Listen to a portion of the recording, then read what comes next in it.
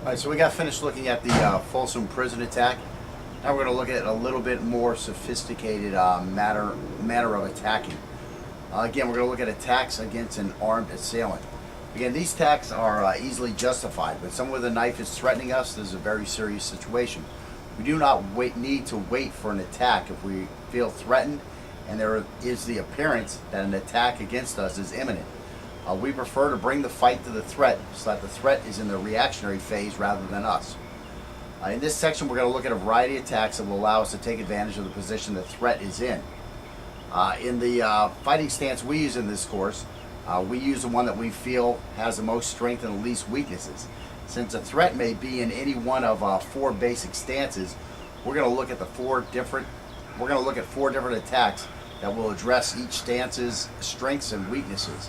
When we attack, we like to take advantage of the weaknesses of a stance while avoiding its strengths. And again, in this section, we're going to look at some of the specific attacks that will allow us to take advantage of the position the threat may be in.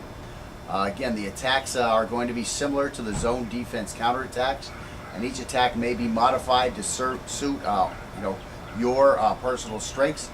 And again, it is important that we account for Murphy by having the threat respond to our attacks in different manners rather than just standing still while being cut up. This is one of the things that really kind of gets my goat.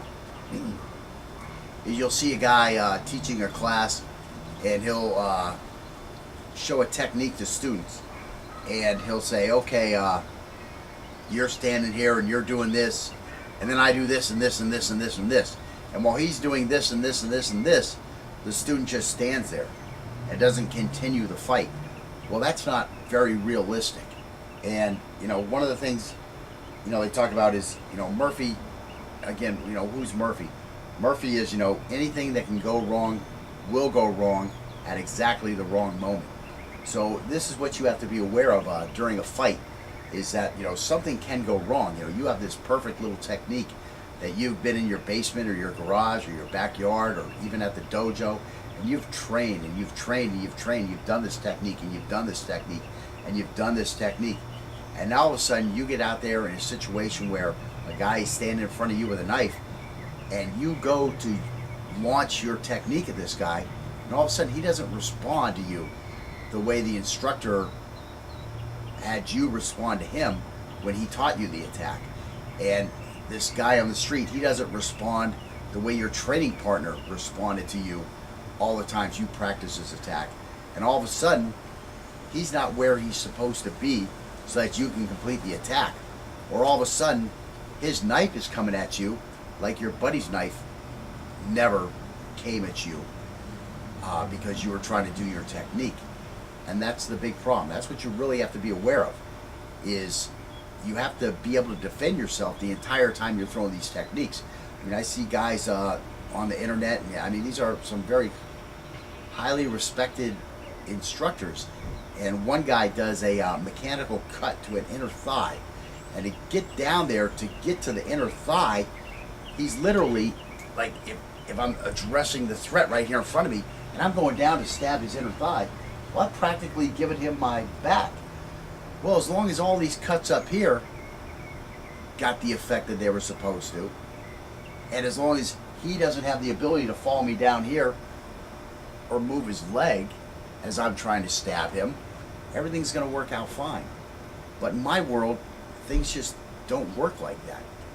If they did, I wouldn't be teaching you this stuff. All that kata I learned earlier, that would be all I needed. But the problem was when I took a lot of that kata out onto the streets, it just didn't work that way. The fight didn't work that way. The guy didn't stand in front of me. The guy moved. The guy did stuff different. He didn't punch the way they punched in karate class, that type of stuff.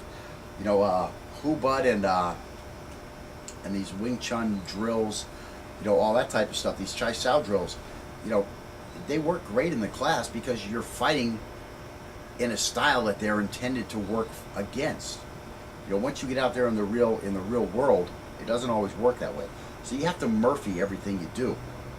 These guys that do all these this Hubud and these flow drills, that we worked on a little bit, and that becomes their ends. Oh, okay, well, if the guy's going to attack this way, I need this drill. If he's going to attack this way, I need this drill. No, those are just to help get you Those are a means to an end. Okay, the guy in the street's not going to fight in that manner, and you can't expect him to or require him to. If you do, your system's going to leave you high and dry at the moment when you need it. So again, we're gonna Murphy these drills a little bit and try to do everything we can to make it harder for the attacker to get the job done, and thus we'll have an answer for when something goes wrong, which is usually spinning the center line and getting some distance. So we'll look at some of that stuff, and we'll show you these drills. Again, we're going to look at 4 different attacks. Basically, the guy is going to stand at you with a right lead or a left lead. And if he's in the left lead, he's either going to have the knife in the front hand or he's going to have it in the back hand. And if he's the right lead, again, he's going to have the knife in the lead hand or in the back hand.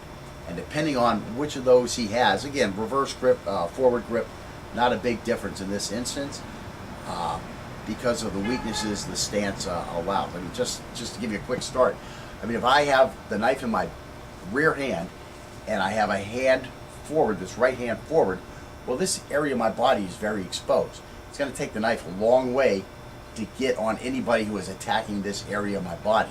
So, of course, that's a huge weakness over here. That's one of the reasons why we have the knife in the forward hand when we're in our stance. So anyways, we'll look at these 4 different things, and we'll show you some basic attacks. Again, the attacks are going to pretty much mimic what we already learned. Again, I don't like to teach something new if I already have something in the toolbox that will do the job. So anyways, we'll get to that once Scott. All right, the first attack we're going to look at, again, we're leading with the left leg, and we have the knife in our left hand. So the first attack we're going to look at is when the threat has the opposite side lead. So again, his position is going to be a mirror image of ours. He's going to be in a right leg lead, and he's going to carry the knife in his right hand. So again, we're going to be like a mirror image to this guy. Again, because the knife is in his lead hand, this position puts us both at a similar initial situation. However, since we will be initiating the attack, the threat will be forced into a reactionary position. This and our ability to outmaneuver the threat and to bring both of our hands into the fight against his one hand will give us a big advantage. If the threat holds his knife extended in front of him, our advantage will be even greater because he won't have as much thrusting range. Our disadvantage is that if the threat can adjust by having the ability to move much more quickly than we can, we may be exposing some of our vulnerable targets while moving towards his flank. Again, the key to this attack is the feint, which forces the threat to react in a manner that allows us to capitalize on his reaction, whether he holds a knife forward or keeps it near his hip. Again, we're going to take his flank by moving toward our knife hand side. We're going to do this by feinting and then slip attacking on angle 1 at his knife hand. Again, like we saw when we were doing the feint, don't worry if we miss because we have our free hand to still check his knife hand or to distract him by striking. Also, this opening attack was only a closing attack for the purpose of allowing us to flank the threat and to gain information about how he moves. From this point, we are going to immediately perform a second step and drag, step through if he is retreating quickly and we need to keep up with him. This will allow us to completely flank the threat. Again, we're going to attempt to check or strike with our free hand during the second step. We're going to have to be very careful of a reverse stab. If he's using the Chinese, as we try to go by him here, he may try to do a reverse stab. Again, that's our empty hands job to pick that up. And we're going to immediately thrust for the neck on angle 6. So we're going to be going up to his neck here with this 6 as we slip attack and step through to take the rear. Once we get behind him, we're going to grab the back of his knife hand shoulder. Again, keep this tight or keep it pushed off, whichever you prefer. The best way you can control him. And we're going to grab the back of the knife hand shoulder with our free hand, reach around the far side of the threat's neck with the knife to finish with a reverse angle 4. If we're able to maintain control of his knife shoulder, we can keep stabbing all over soft parts of him with on his non-knife side with angle 3 thrusts. You know, this would basically be a jailhouse shanking type thing.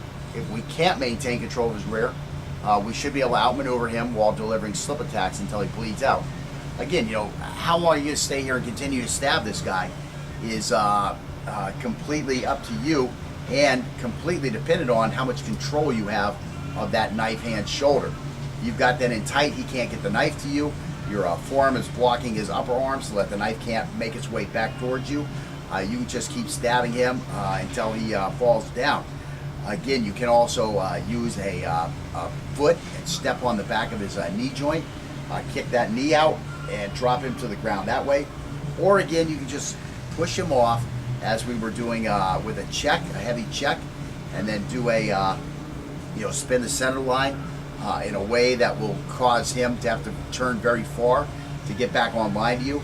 And then again, at this point, if you've gotten that 6 in, or if you got that reverse 4 in, you've already won the fight. He's going to bleed out. So we want to play it smart and limit any exposure to injury as much as possible. A safe place to avoid an attack is to continually circle using a step-through movement as though we are defending areas 2 and 4. So again, we're going to be moving away from his knife. And we're going to be, we need to be defending on 2 and 4, or we're going to be slashing back and forth on angles 3 and 4, just to keep him wary of wading into us. Again, if we have a heavy cut on this guy, he's got bigger problems in continuing to attack us. But again, we never know.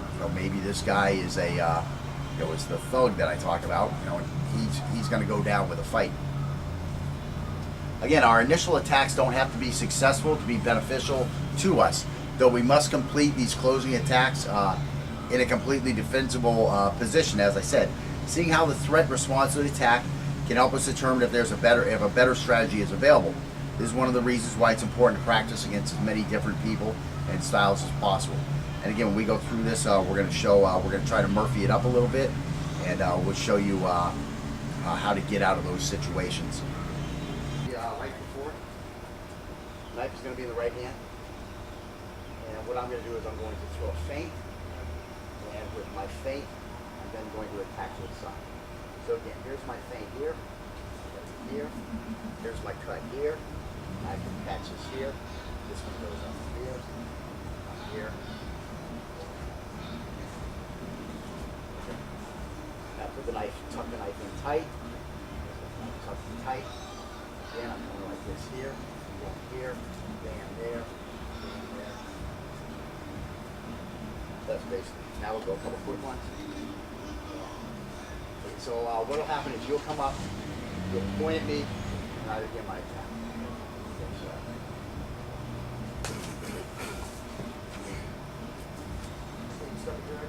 Yeah, just step into it.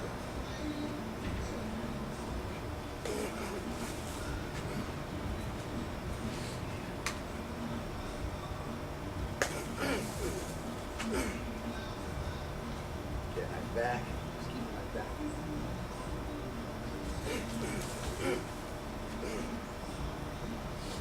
There.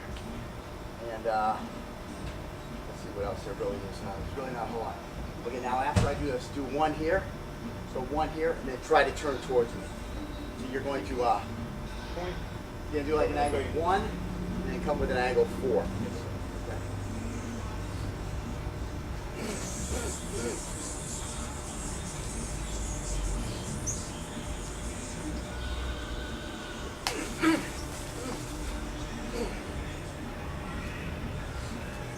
Okay, now let's flip one. Just go too slow a couple times.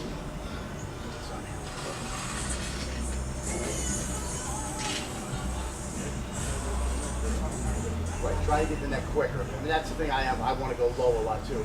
This is really coming out here and boom, slam this thing.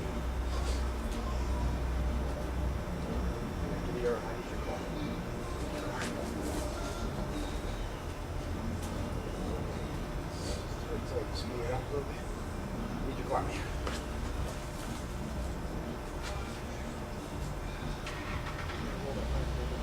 Weird round view. Yeah. Need your car. I need your car now. Need your car. I need your car.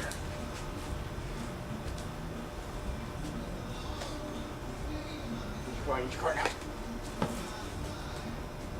Sticky like a pig. I don't really notice it. Fine. Check. Yeah. check this out, because even as I'm pushing you, I'm turning this way. Yeah. You're stopping.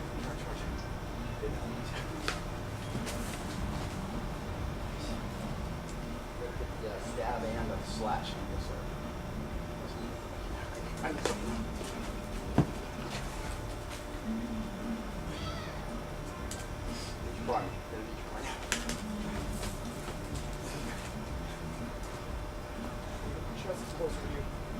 Okay, now this time I'm going to really try to track you and just get away from me as I track you, okay?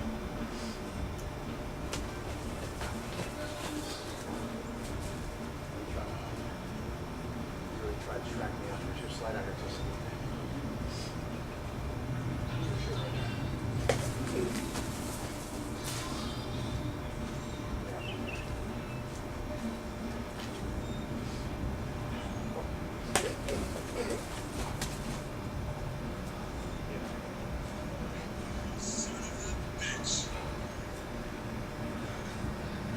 Like, I'm really not going to train control this too much and have this guy like try to anticipate your attack. But we are going to try to mimic simultaneous attacks.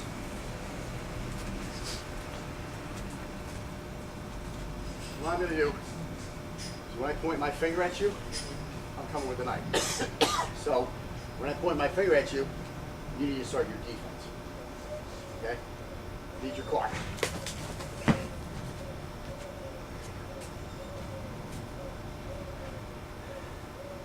Need the car. Oh.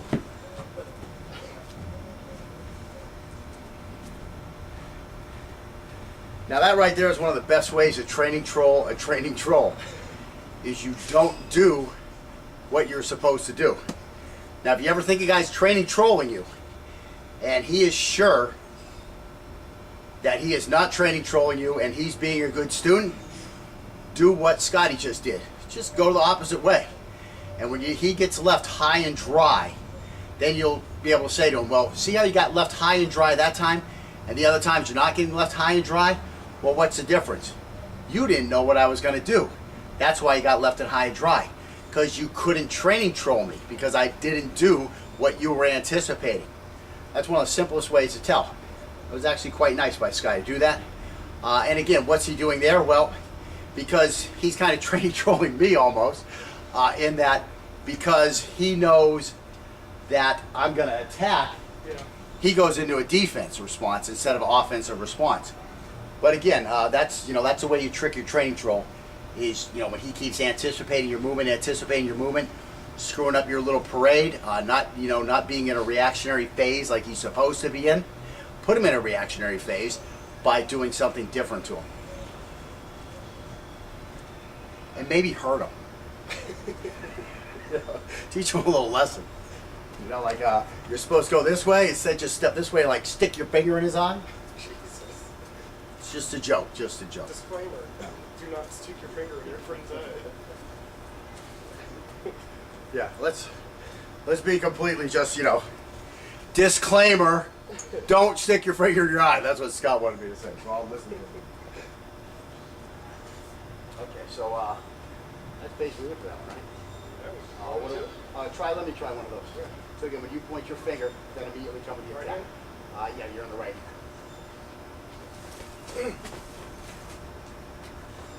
So as you can see, like the biggest problem, Scotty's attacks, I don't know if you remember from his early videos, when Scott used to attack, they would be like so controlled that they were like timid like this, Now you see him attacking me and boom, he's like gone. That's one of the big problems you'll have when you flank these guys, is because they think they're coming in for a big crash. All of a sudden you're not there. It's like, boom, they're gone before you even have a chance.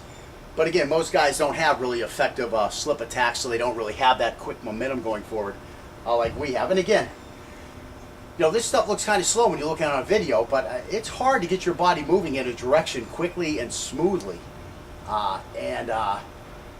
Unless you're really sitting here having the guy move at you, you don't realize how quick he's coming at you. So that's pretty much it. And we're going to go on to that second one now.